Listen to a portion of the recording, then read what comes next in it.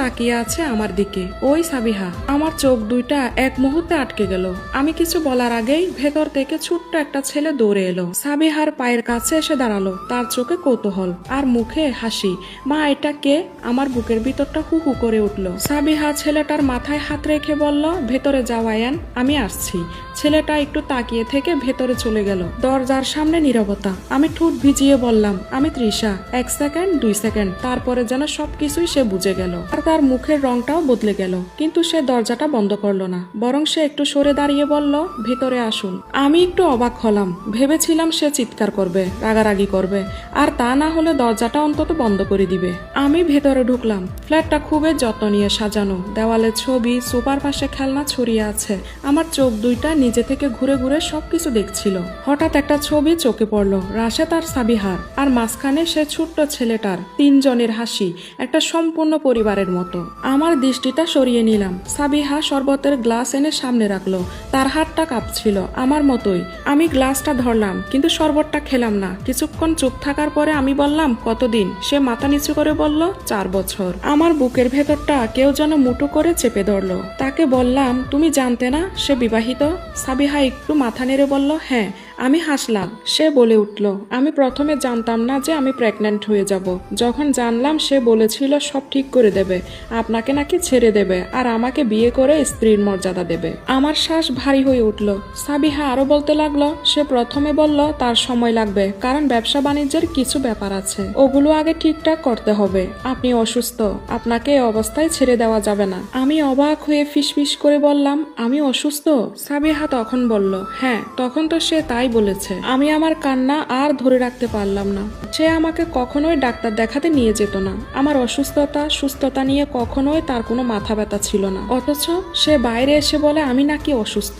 আমি উঠে দাঁড়ালাম। মনে হচ্ছিল আর এক মুহূর্তে এখানে থাকলে আমি ভেঙে পড়ব। দরজার দিকে হাঁটতে হাঁটতে হঠাৎ করে থেমে গেলাম। পেছন ফিরে তাকালাম। আচ্ছা সাবিহা, তুমি কি সুখী? প্রশ্নটা বেরিয়ে এলো নিজের অজান্তেই। সাবিহা চুপ করে রইল। তারপর ধীর গলায় বলল, আমি শান্তিতে থাকতে চাই, কিন্তু প্রত্যেকটা দিন ভয় নিয়ে ঘুমাই। আমি মাথা নেড়ে দরজা খুলে বের হয়ে এলাম। গাড়িতে বসে আমি আয়নায় নিজের মুখটা দেখলাম। আজ প্রথমবার আমি নিজেকে নতুন ভাবে দেখলাম। একটা ভাঙা মানুষ হিসাবে না, বরং এমন একজন মানুষ হিসাবে যার সামনে এখন একটাই সিদ্ধান্ত। আমি ফোনটা বের করলাম, তাকে মেসেজ করলাম, আজ রাতে একটু তাড়াতাড়ি করে বাসায় চলে এসো। তো রাতটা সত্যিই অনেক লম্বা ছিল। ঘড়ির কাঁটা যেন ইচ্ছে করে ধীরে চলছিল।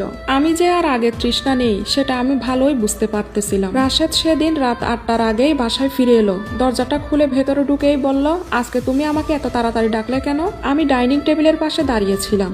আমি সরাসরি তার চোখের দিকে তাকালাম। তোমার আরেকটা বাসা আছে। কয়েক সেকেন্ডের মধ্যে তার মুখের রংটা উদাও হয়ে গেল। কি বলছো এসব? সে স্বাভাবিক থাকার চেষ্টা করলো। আমি টেবিলের উপরে ফোনটা রাখলাম। সেই ফোনটা পাসওয়ার্ড এখনো সে স্পেশাল তারিখটাই আছে। তার হাতটা কেঁপে উঠলো। আমি তাকে ধীর গলায় বললাম, 4টা বছর ধরে তুমি 2টা জীবন বয়ে বেড়াচ্ছ, একটা আমার সাথে আর একটা সাবিহা আর তার ছেলের সাথে। সে হঠাৎ করেই উঠে দাঁড়ালো। শুনো তৃষা, এখানে কিছু বিষয় আছে। আমি তাকে থামিয়ে দিয়ে বললাম, না। আমার কণ্ঠ এবার দৃঢ়।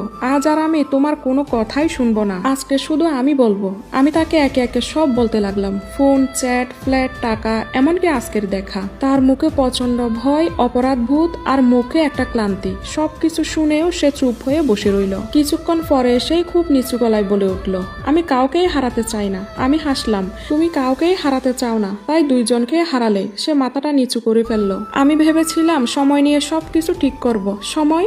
আমি আবার একটু ঝুঁকে বললাম, সময় কার জন্য? আমার, যে গত 8টা বছর ধরে অপেক্ষা করছে, নাকি সেই মেয়েটার জন্য যে গত 4টা বছর ধরে তোমার আসার অপেক্ষা করছে?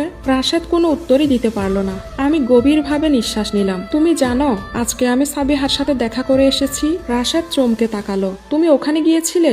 আমি একটু থামলাম। সাবিহা আমাকে সব বলেছে, তোমার বিরুদ্ধে একটা কথাও বলেনি, শুধু বলেছে সে শান্তিতে থাকতে চায়। রাশেদ চোখ বন্ধ করলো। আমি খুব ক্লান্ত তৃষা, আমি ধীর গলায় বললাম, আমরা সবাই ক্লান্ত। আমি উঠে দাঁড়ালাম আর বললাম, আমি তোমাকে আরেকটা সুযোগ দিচ্ছি, একটা সত্যিকারের সিদ্ধান্ত নেওয়া। সে আমার দিকে তাকালো। বললাম, তুমি ঠিক করো তুমি কোন জীবনে থাকতে চাও, কিন্তু মনে রেখো তুমি 2টা জীবন আর একসাথে রাখতে পারবে না। সে কাপা গলায় বলে উঠল, আর তুমি? আমি শান্তভাবে তাকে বললাম, আমি নিজেকে বেছে নিচ্ছি। এই কথাটা বলার পরে আমার বুক থেকে যেন একটা বিশাল ভার নেমে গেল। আমি এগিয়ে গিয়ে আলমারির চাবিটা টেবিলের উপরে রাখলাম। এই বাড়িটা আমরা একসাথেই গড়েছি। করেছিলাম, কিন্তু আমি এখানে আর বন্দি থাকতে চাই না। সে হঠাৎ করে আমাকে বলে উঠল, তুমি কি আমাকে ছেড়ে চলে যাবে? আমি তার দিকে তাকালাম। অনেক বছর পরে প্রথমবার সত্যি করে তোমাকে ছেড়ে যাচ্ছি না রাশেদ, তুমি আমাকে অনেক আগে ছেড়ে চলে গেছো। আমি শুধু সেটা মেনে নিচ্ছি। তার চোখ দুটা ভিজে উঠল, কিন্তু এইবার আমি আর থামলাম না। কাল আমি আইনজীবীর সাথে কথা বলবো, আমরা সম্মানের সাথে আলাদা হব। কোনো নাটক না, কোনো প্রতিশোধ না। সে কিছু বলতে চাইছিল, কিন্তু তার মুখ দিয়ে কোনো শব্দ বের হলো না। আমি দরজার দিকে হাঁটতে শুরু করলাম। হঠাৎ সে বলে উঠল, তৃষা। আমি থামলাম, কিন্তু পেছনের দিকে তাকালাম না। আমি কি সব ঠিক করতে পারি না? আমি কয়েক সেকেন্ড চুপ করে রইলাম। তারপর ধীর গলায় বললাম, সব ঠিক করা যায় রাশেদ, কিন্তু সবকিছু আর আগের মতো করা যায় না। আমি বেরিয়ে এলাম। কয়েক মাস পরে আমি নতুন একটা বাসায় উঠেছি, যেখানে আমি আবার আগের মতো কাজ শুরু করেছি। আজকে একটা বিশেষ দিন। আমি একটা গিফট নিয়ে সেই পরিচিত ফ্ল্যাটের সামনে দাঁড়িয়ে আছি। কলিং বেল চাপলাম, দরজা খুলল। সাবিহা আমাকে দেখে একটু অবাক হলো, তারপর হাসলো, একটা স্বস্তির হাসি। ভেতরে আসুন। ভেতরে ঢুকতে আয়ান দৌড়ে এলো। আয়ান বলে উঠল, মা। কে? সাবিহা বলল, তোমার খালা এসেছে। আমি হাঁটু গেড়ে বসলাম। হাই আয়ান। সে হাসলো।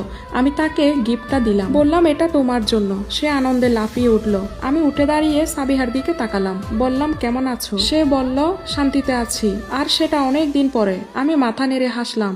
আমরা দুজনেই জানি এই শান্তি সহজে আসেনি। দরজা দিয়ে বের হয়ে আসতে আসতে আমি আকাশের দিকে তাকালাম। জীবনটা ভেঙে গিয়েছিল, কিন্তু শেষ হয়ে যায়নি, কারণ সেখান থেকে শুরু হয়েছিল নতুন একটা উত্থান। এবার আর কারো ছায়া হয়ে না, নিজের জন্য বাঁচবো।